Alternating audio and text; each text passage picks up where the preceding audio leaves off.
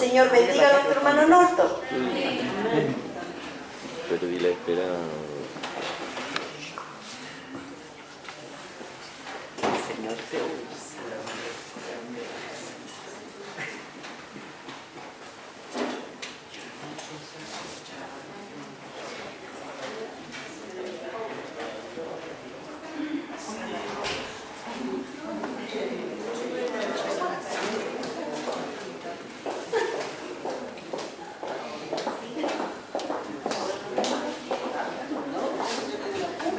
Atento.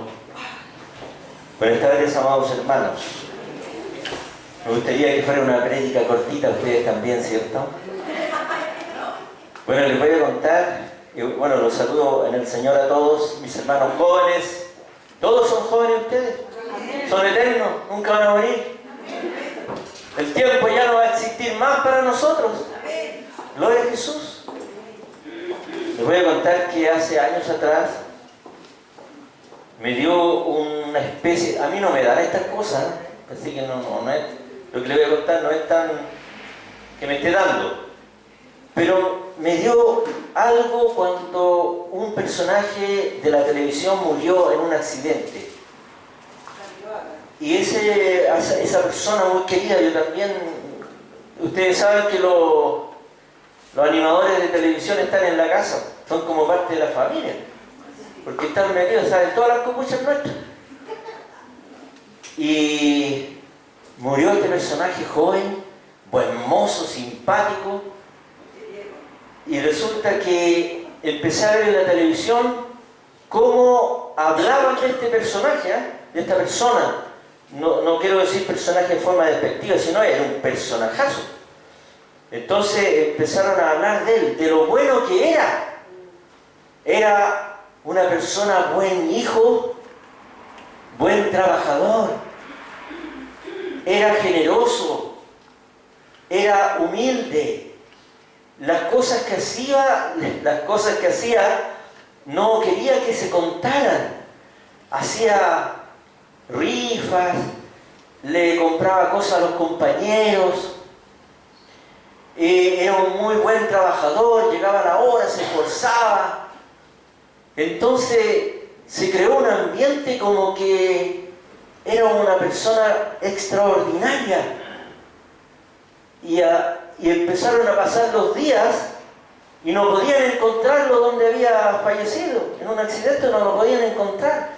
Y toda esa semana, no sé cuántas horas serían o cuántos días que fueron tan seguidos de cómo lo reconocían, cómo no sé si adorarlo, no sé si lo adoraban, no sé, pero fue una cosa tremenda que me ocurrió. Y ahí me dio la pataleta, esta que le estoy contando. Me bajó un celo de Dios y dije, esto no puede ser, dije yo. Usted sabe que la gente inmadura es media rara de repente. Entonces le pedí al Espíritu Santo, en realidad, no sé cómo se fraguó la cosa, el asunto es que pesqué una hoja y un lápiz y me puse a escribir.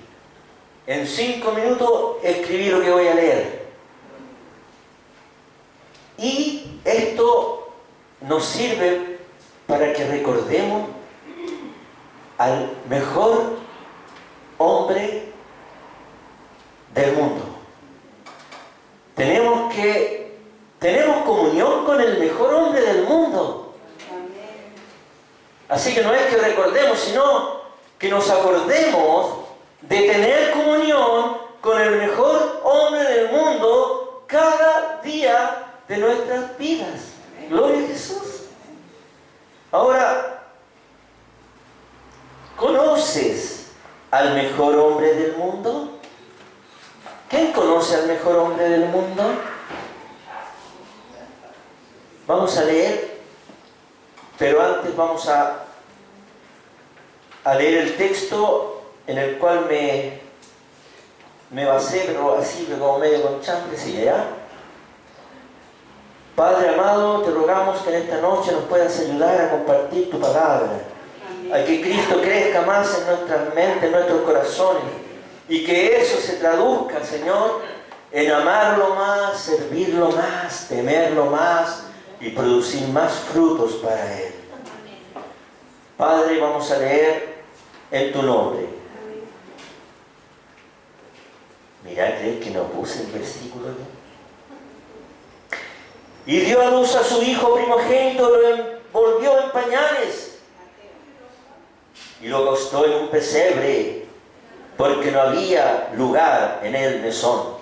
Nacimiento de Cristo en Lucas, el versículo 7 del capítulo XX. Puede ser. Y dio a luz a su hijo primogénito, lo envolvió en pañales y lo acostó en un pesebre, porque no había lugar para ellos en el mesón. Gloria a Jesús. Resulta que así nació el mejor hombre del mundo, nació en un pesebre. ¿Qué hay en un pesebre? Animalito, pajita, agüita y otras cositas que no huelen tan bien. El mejor hombre del mundo nació en un pesebre. Y a veces nosotros nos quejamos, ¿no es cierto? Padre, te volvemos a pedir gracias de lo alto para compartir esta palabra y que estas ovejitas, estos corderitos, Padre, coman de lo que tú les quieres dar y nos fortalezcas en la fe. Amén.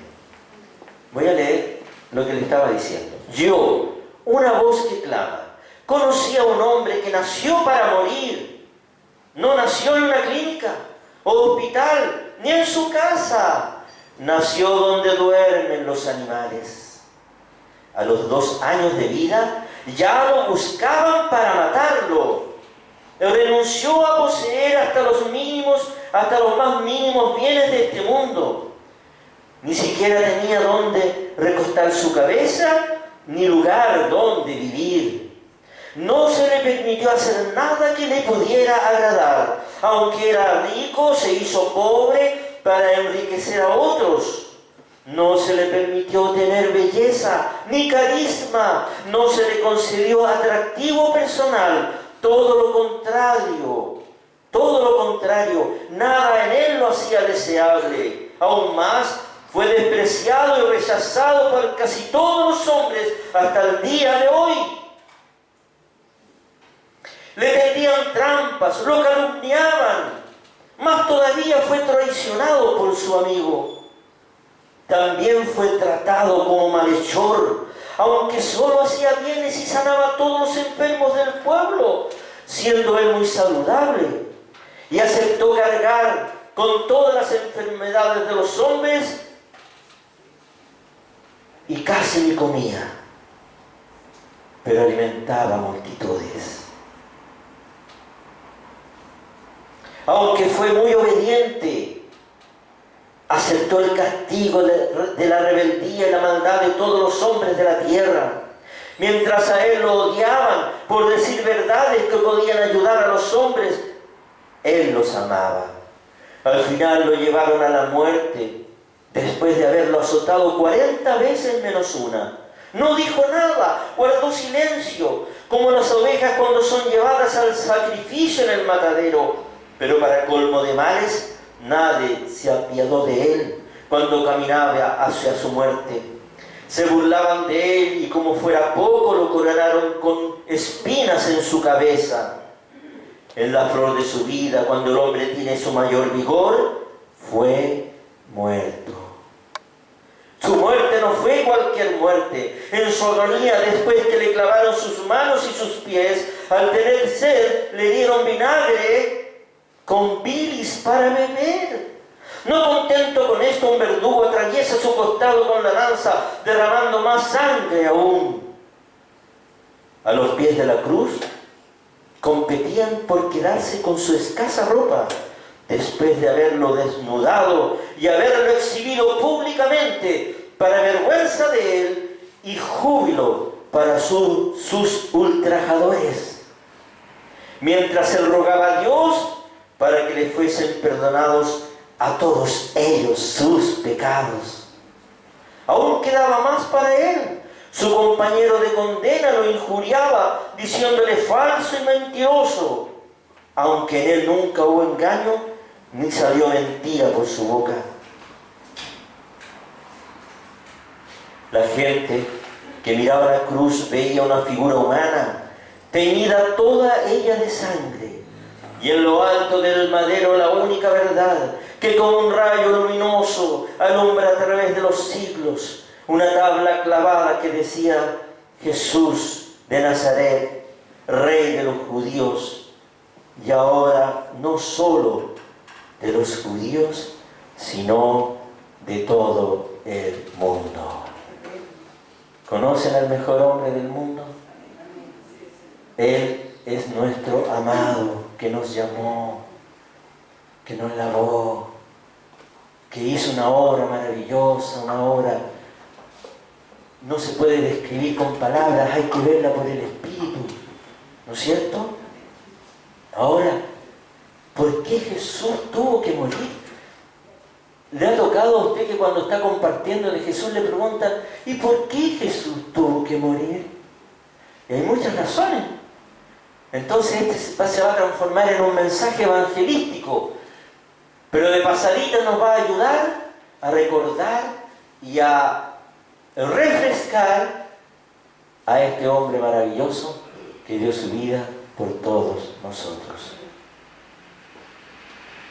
Dios promete en Génesis, ¿no es cierto?, que el hijo de la mujer, de la simiente de la mujer, de un hijo de la mujer, ¿no es cierto?, saldría uno que heriría a la serpiente en la cabeza, y que esta serpiente lo heriría en el calcañar.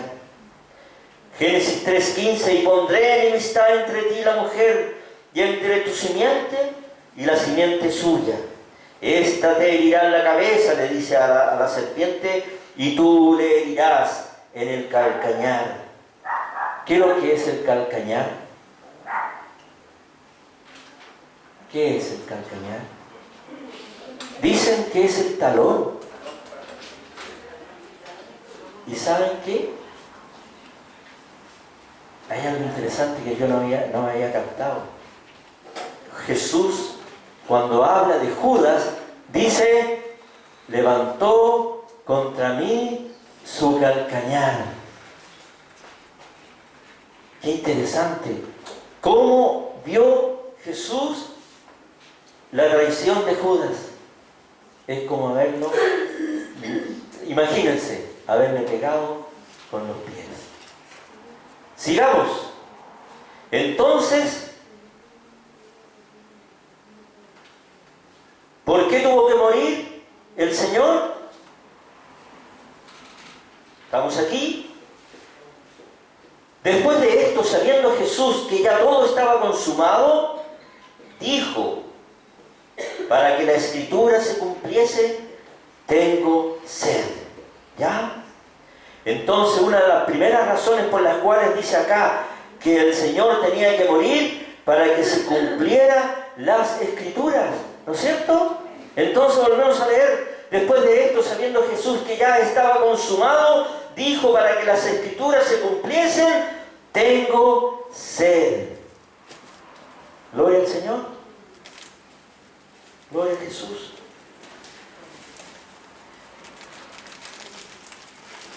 Jesús tuvo que morir para terminar con todos los sacrificios y ceremoniales del sacerdocio para la eterna salvación nuestra. Gloria al Señor.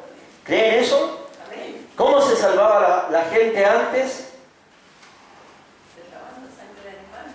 ¿Cómo? Derramando La sangre de animales. Y poniendo la fe, porque siempre la salvación ha sido por fe, poniendo la fe en que esa sangre de esos animales les iba y le perdonaba sus pecados. Pero no podía limpiar su conciencia, porque volvían a su casa y volvían a pecar y volvían a tener su conciencia que los acusaba, ¿no es cierto? Entonces todos los años traían los animales, hacían un gran sacrificio para derramar la sangre de ellos, ponían sus manos también en carneros y los mandaban al desierto, y ahí iba el pecado del pueblo. Entonces era figura de lo que iba a venir. Todo lo que hacían los sacerdotes de Israel apuntaban a la expiación perfecta que Jesús lograría en la muerte de la cruz, o en su muerte de la cruz. En Hebreos 10:1 dice: porque la ley, teniendo la sombra de los bienes venideros, no la imagen misma de las cosas, nunca puede, por los mismos sacrificios que se ofrecen continuamente, hacer perfecto a los que se acercan a Él. No podían ser perfectos, tenían que estar continuamente, como dijimos, yendo a un lugar a que sus pecados fueran perdonados, ¿no es cierto? Tenían que viajar muchos kilómetros, de lejos. Pero nosotros ahora estamos en la cámara y decimos: perdónanos, Señor, ¿cierto? Cambió la figura. Gloria al Señor. Estamos hablando del mejor hombre del mundo, que nació en un pesebre. Gloria al Señor. Jesús tuvo que morir para identificarse completamente con la humanidad. Él tuvo que hacerse hombre, y hombre real, hombre verdadero, que sufrió, que padeció, que tuvo hambre, que transpiró, que se cansó. ¿No es cierto? Gloria al Señor. En Romanos 5:12, por medio de su vida Jesús se identificó con la miseria de la humanidad.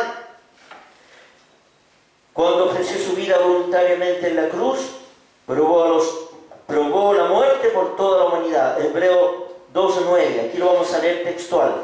Pero vemos a aquel que fue hecho un poco menor que los ángeles, a Jesús coronado de gloria y de honra a causa del padecimiento de la muerte, para que por la gracia de Dios gustase la muerte por todos. Gloria al Señor. ¿Qué estamos diciendo? Que en vez de haber muerto usted, Él se colocó en su lugar. Y la paga del pecado, que era la muerte eterna, la separación con Dios eternamente, ¿no es cierto? Él la recibió el castigo de nuestra paz, el castigo de la reconciliación con Dios, el castigo de la salvación, el castigo del perdón, el castigo por haber hecho todo lo que hicimos en nuestra vida, todos nuestros pecados, transgresiones, maldad. El jueves pasado hablamos de un versículo que decía todo lo que habíamos hecho, ¿no es cierto? Y Él se puso en nuestro lugar. ¿Les parece grande eso? ¿O algo que no tiene importancia? Que Él haya subido a la cruz, haber muerto como usted tenía que morir, porque la palabra dice que nosotros heredamos maldición, nacimos malditos, pero Él se hizo maldito para que usted fuera bendecido. Sea bendito. Ahora Dios a usted lo ve y la ve bendita del Señor. ¿Por la obra de quién? De Cristo en la cruz. ¿Por qué? Porque Él tomó nuestro lugar. Usted y yo deberían haber subido esa cruz, me deberían haber crucificado, deberían haber hecho todo lo que le hicieron a Jesús y después haber partido a la condenación eterna. Pero el Señor lo hizo por mí, por usted, por usted. Y ahora, en vez de partir a la condenación eterna, vamos a partir al reino de Dios. Y tenemos el anticipo de ese reino en nosotros, ¿no es cierto? El Espíritu Santo. Gloria al Señor. Jesús tuvo que morir para completar su obediencia perfecta. Jesús tuvo que demostrar que Él era obediente al Padre en todo y obedeció en todo, ¿no es cierto? Gloria al Señor. En ninguna cosa hubo una desobediencia en Jesús. Por eso que pudo resucitar, porque toda desobediencia es pecado. Y la paga del pecado es muerte. Por eso resucitó el Señor por el Espíritu de santidad, porque no hubo desobediencia en Él. ¿No es cierto? Las circunstancias que se le fueron presentando al Señor fueron cada vez más duras. ¿No es cierto? Empezaron tratándolo mal, después lo siguieron persiguiendo, después hicieron unas cosas, lo afirmaban, lo ofendían, pero fue increciendo el dolor y el sufrimiento, ¿no es cierto? Después lo traicionaron, etcétera, no negaron sus discípulos, bueno, tanta cosa, ¿no es cierto?, que se nos puede venir a la mente recordando lo que padeció hasta el punto de llegar hasta el momento de su muerte, ¿no es cierto? Y acá en Hebreos 5:7 dice: y Cristo en los días de su carne, ofreciendo ruegos y súplicas con gran clamor y lágrimas al que podía librarlo de la muerte, fue oído a causa de su temor reverente, y por lo que padeció, aprendió la obediencia. Eso, este texto dice aprendió. El Señor no aprendió, el Señor demostró su obediencia. Y vino a ser autor de eterna salvación para todos los que le obedecen. Gloria al Señor. La salvación consiste en obedecer el Evangelio, la palabra de Dios, la doctrina de Dios. No hay salvación sin eso, ¿cierto? Porque Él es autor de eterna salvación para todos los que le obedecen. ¿Y qué nos capacita para obedecer? ¿Usted con su propia fuerza? ¿Con su propio ñeque? ¿Con su propia sabiduría? ¿O inteligencia? ¿O capacidad? ¿O habilidad? No. El Espíritu de Dios que mora en nosotros nos capacita para obedecer. Nos capacita para que podamos obedecer y hacer su palabra, vivir conforme a su palabra, a su doctrina. Así que el que la está viviendo, dele gloria a Dios. Y el que no la está viviendo, eche mano del poder del Espíritu Santo para que la pueda vivir. ¿Cierto? Jesús tuvo que morir para satisfacer la justicia de Dios.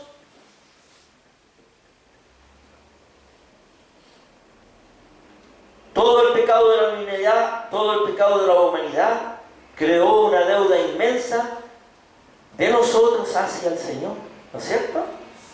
Teníamos una deuda monumental, le debíamos la vida, ¿no es cierto? Gloria al Señor.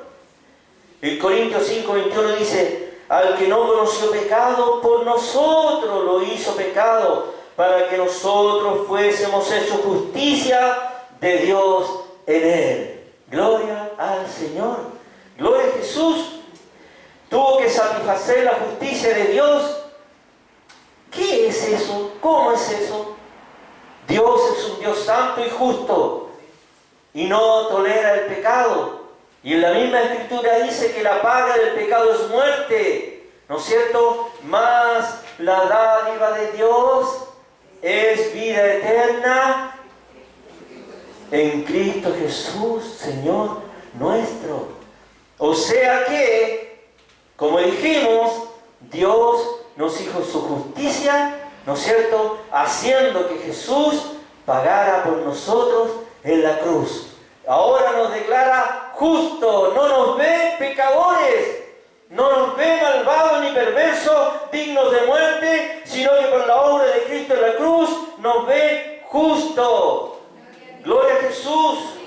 Romanos 3:24, siendo justificados gratuitamente por su gracia mediante la redención que es en Cristo Jesús. Gloria al Señor. Ustedes, nosotros fuimos justificados gratuitamente mediante la redención de Cristo Jesús, que ocurrió hace 2000 años atrás, cuando el Señor envió a su Hijo amado a libertarnos del pecado y de la muerte. Gloria al Señor, ¿cierto? Jesús tuvo que morir también para derrotar el poder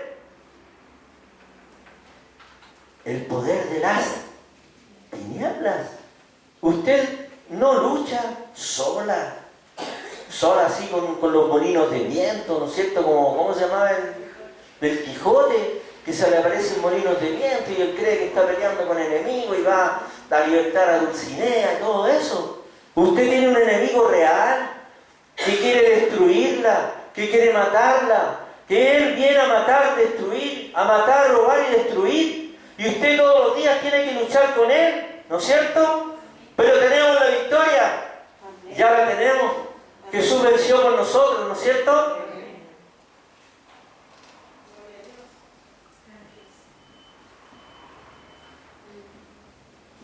Colosenses 2, 14 y 15. Jesús, anulando el acta de los decretos que había contra nosotros, que nos era contraria, quitándola del medio y clavándola en la cruz, y despojando a los principados y a las potestades, los exhibió públicamente, triunfando sobre ellos en la cruz. ¿Qué es esto? Que todos sus pecados, el acta donde estaba todo, la sumatoria de todos sus pecados, desde que tuvo uso de razón hasta el momento que se encontró Jesús en la cruz, ¿no es cierto? De todos los pecados del mundo, de cada uno de nosotros, de los que han vivido en toda la era de la tierra, ¿no es cierto? De esas actas que estaban en contra nuestra y que un día íbamos a ser juzgados por esas cosas que aparecían ahí. Dios las tomó y las rompió, las hizo tira y dijo: ahora no hay nada para acusar a los que creen en mí. Entonces exhibió públicamente que Él había pagado y que ya no estaban escritas en estas actas los pecados suyos y de toda la humanidad. ¿Qué hacía el maligno? Nos acusaba día y noche delante de Dios. Y en el juicio íbamos a tener muchos pecados que habíamos cometido y que merecían castigo, pero que Él la exhibió públicamente en la cruz, venciendo al maligno. Por cuanto murió al pecado, murió una vez por todas, mas en cuanto vive, para Dios vive. Así que vosotros considerados muertos al pecado, pero vivos para Dios, en Cristo Jesús, Señor nuestro. Gloria a Jesús. ¿Usted está viva? ¿Y para qué? ¿Y qué significa eso? ¿Qué me podría decir? ¿Qué significa vivir para Cristo? ¿Qué significa vivir para Cristo? Entregarse cada día a Él, haciendo su voluntad. Gloria al Señor. Vivir para Cristo es tener en nuestra mente y en nuestro corazón la prioridad número uno de nuestra vida, el amor número uno en esta vida, el deseo número uno en esta vida, el interés número uno en esta vida. Es decir, quiero gastar mis fuerzas para Él, por Él. Quiero envejecer amándolo y sirviéndolo. ¿Será eso vivir para Jesús? Dejar de tener mi propio plan y proyecto de vida para hacer el plan y proyecto que Él propone, ¿no es cierto? Eso es tenerlo a Él. Vivir para el Señor. Gloria a Jesús. Jesús tuvo que morir para demostrar el amor de Dios. ¿Creen eso? Gloria al Señor. Efesios 5:2. Para que habite Cristo por la fe en vuestros corazones, a fin de que arraigados y cimentados en amor, seáis plenamente capaces de comprender con todos los santos cuál sea la anchura, la longitud, la profundidad y la altura, y de conocer el amor de Cristo, que excede a todo conocimiento, para que sean llenos de toda la plenitud de Dios. Gloria al Señor. ¿Qué hacía Pablo? Oraba para que nosotros pudiéramos comprender el tremendo amor de Dios, el tremendo amor de Cristo. Porque si nosotros no vemos su amor, no vamos a comprometernos con Él. Vamos a tener otros amores. Pero si vemos el tremendo amor que Dios derramó y que Dios nos dio y que Dios usó por nosotros, entonces vamos a poder amarle también a Él. ¿Cierto? Nosotros quedamos admirados de su amor, admirados de su compasión, de su misericordia, de su delicadeza. ¿Quién soy yo para que Dios me conteste mis oraciones? ¿Quién es usted para que Dios le conceda sus deseos? Gloria al Señor. Eso es el amor de Dios por nosotros. Hay un versículo muy conocido que siempre los domingos nos decimos en la prédica del evangelismo. Porque de tal amó que ha dado a su Hijo, para que todo aquel que en Él cree más tenga vida eterna. El amor de Dios nos dio a su Hijo para que Él fuera molido, para que Él pasara lo que pasó, para que Él sufriera el calvario más grande, porque Dios quería tener una relación con nosotros. Dios quería tener comunión. Dios quería decirte: quiero hacerme cargo de ti, quiero tomarte en mis brazos y guiarte y llevarte por esta vida. No te rasques las uñas, no rasques tú con tus propias uñas. Yo te guío por caminos eternos. Yo te abro puertas de trabajo, yo te abro puertas de estudio. Yo te abro y te doy lo que te conviene. Él es un Padre que quiere arrullarnos. Gloria al Señor. Que quiere caminar con nosotros en brazos de Él, en sus brazos. Y no hay nada que nos pueda arrebatar de esos brazos amorosos de Él. Gloria a Jesús. Gloria al Señor. Más Dios, Romanos 5:8, más Dios muestra su amor para con nosotros, en que aún siendo pecadores, Cristo murió por nosotros. ¿Quién era usted antes de conocer a Cristo? ¿Qué tenía usted antes de conocer a Cristo? ¿Qué hacía usted antes de conocer a Cristo? ¿Quiénes éramos? ¿Nos acordamos de quiénes éramos? ¿Quiénes éramos? ¿Qué dice la Escritura de qué éramos? Lo vil y despreciado del mundo escoge Dios. ¿No es cierto? Como lo dijimos antes, éramos una podrida llaga. Estábamos muertos en delitos y pecados. Nuestra garganta, como decíamos el otro día, sabía, no sé, pudrición. Pero Dios dice: más Dios muestra su amor para con nosotros, en que siendo aún pecadores, Cristo murió por nosotros. Gloria a Jesús. Ahora, ¿le agradará a Dios que recordemos estas cosas? O no pierdan el tiempo, dirá Dios. ¿Para qué pierden el tiempo acordándose de esto? ¿O a Dios le agrada que usted recuerde cuánto le ama?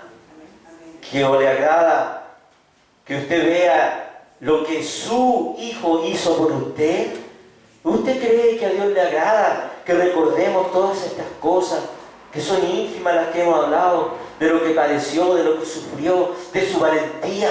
Gloria al Señor, de su esfuerzo, de su falta de comida, ¿no es cierto? Ayunando, velando, orando, intercediendo por cada uno de nosotros. ¿Cree Dios que se agrada? Yo creo que sí.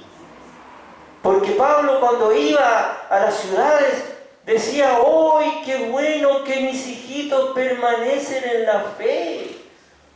¿No es cierto? Que permanecen amando y creyendo en Jesús, que permanecen amando y creyendo en la obra de Dios en Cristo, que permanecen haciendo la obra de Cristo en ellos, viviendo para Él. ¿Se agrada a Dios? ¿Se agrada a Dios de que nosotros permanezcamos en la fe?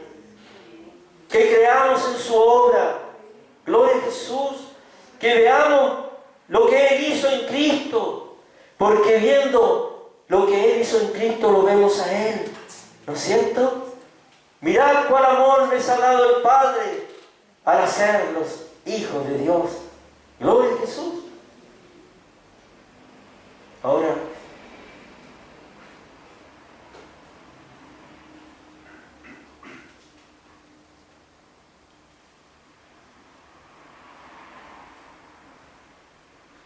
después que hemos echado una pincelada, hemos echado un vistacito a pequeñas cositas, ni 10 minutitos nos demoramos. ¡Qué homenaje! ¡Qué honor! ¡Qué retribución estamos dispuestos a darle al Señor! ¡Qué honor! ¡Qué homenaje! ¡Qué reconocimiento! ¡Gloria a Jesús! El que hizo posible nuestra resurrección. El que hizo posible, ¿no es cierto?, que nos hayamos encontrado con la vida eterna. Nos encontramos con la vida eterna, nosotros no teníamos idea. Cuando nos hablaron de Jesús, nos hablaron del perdón, ¿no es cierto? Y nosotros dijimos, sí, perdóname, Señor, porque el Espíritu Santo nos había redarguido de pecado. Pero resulta que nos encontramos con perdón, con bendición, con herencia, con un montón de cosas maravillosas, ¿no es cierto? Entonces, qué homenaje, qué reconocimiento, qué retribución estamos dispuestos a dar a esta persona que hizo posible la resurrección de entre los muertos, que nos regala la vida eterna, que construyó moradas eternas en el reino de Dios, que invita a sus detractores a arrepentirse. Gloria a Jesús, para que puedan entrar a la gran fiesta con la cual culminará su obra redentora. ¿Habrá alguien comparable a Él? Su nombre es Jesucristo, Rey de Reyes y Señor de Señores. Adoremos a Dios y no a los hombres. Adoremos a Dios y no a los hombres. Gloria a Jesús. Amén. ¿Hay alguna pregunta que quieran hacerme? Sería ideal, porque estamos media hora más hablando de su amor, de su obra. Gloria a Jesús.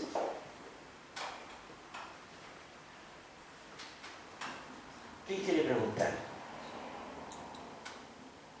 ¿Quedó todo claro? O sea, mañana vamos a hacer cosas distintas hoy, ¿cierto? Porque la palabra tiene que persuadirnos a cambiar de actitud, a darnos más, a entregarnos más, creer más, obedecer más, servir más.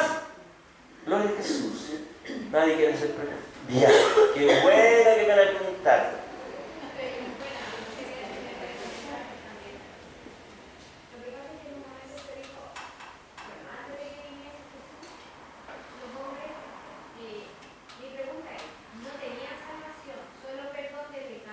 No, salvación. El hombre se salva por la fe, en el que iba a venir o fe en el que vino. Sí, antes de Jesús.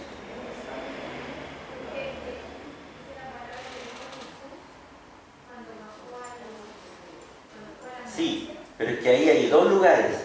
Uno que es el Hades y el otro, ¿cómo se llamaba? Ya no importa. Había dos lugares donde estaban las almas que se habían salvado esperando la venida de Cristo, y por eso dice, llevó cautiva la cautividad, tomó a esos espíritus y los llevó. Los otros no, los otros se condenaron, porque no podían entrar al reino de Dios hasta que fuese hecha la obra que Cristo hizo. Entonces había dos lugares, el Seol y el Hades. Ahora me acordé, el Seol y el Hades. Y en un lugar estaban los espíritus que se habían salvado a la espera de la redención completa. ¿Ya? O sea que la salvación entonces, por eso, antes de, o sea, cuando Jesús vino, esas almas pudieron ser salvas. Claro, pero es que no estaban condenadas, no estaban en un lugar de tormento, estaban en un lugar de descanso, que es distinto. Ya. Otra más difícil.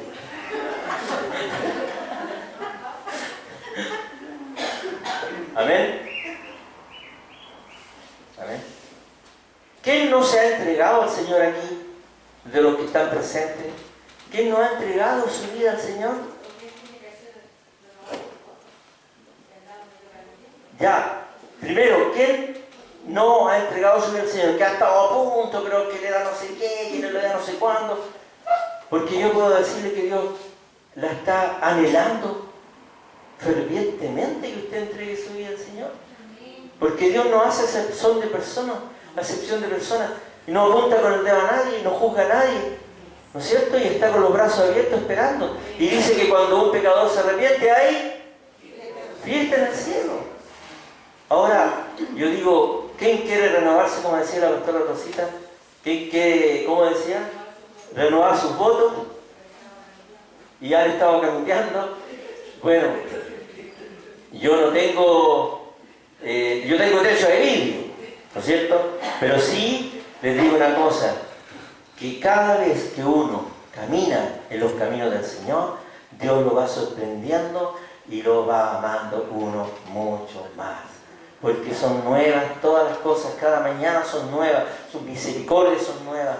Y dice, y los encuentros divinos que uno tiene, su rema, su palabra, que nos anima, nos alienta, porque Él es tan delicado. Un día les conté, se lo voy a volver a contar por alguien que quizás no haya escuchado. Yo estaba muy cansado, muy estresado, tenía mi oficina en la casa, donde yo atiendo, usted sabe, y llegaban de noche, de madrugada, el domingo, festivo, y estaba tan estresado, que un día le pedí al Señor, Señor, como suplicando, Señor, por favor, tómame en tus brazos y méseme, háceme descansar. Y así, a los pocos días después, nos invitaron a San Antonio a pescar un primo que teníamos por allá, y fuimos los hombres de la casa. Así que ya partí allá y aproveché de relajarme un poco, y salimos en un botecito a pescar. Yo muerto, cansado. Y estaban pescando, todo en el bote, yo descansando, y nos llaman de una goleta pesquera. Y nos dicen, vengan para acá, súbanse aquí, de aquí es mejor la pesca, qué sé yo. Y nos subimos a la goleta pesquera. Entonces ya nos subimos ahí, los cabros chicos, ustedes saben, estaban chicos corriendo para acá, tirando, y qué sé yo. Y yo me fui a la punta de la goleta, así para acá, y me pongo atrasito y empiezo a descansar. Y la goleta hacía así. Y el Espíritu Santo no quería que te meciera. Así es el Señor, delicado, contesta las peticiones más inverosímiles. Es muy bueno. Se lo recomiendo. Gloria al Señor. Amén.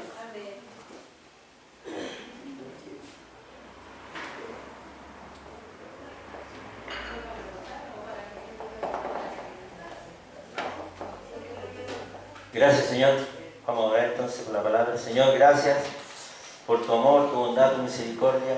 Y este esbozo de qué hiciste tú, Señor, que podamos sacar un granito de arena y atesorarlo para honrarte a ti, Padre. En el nombre de Jesús. Amén y amén.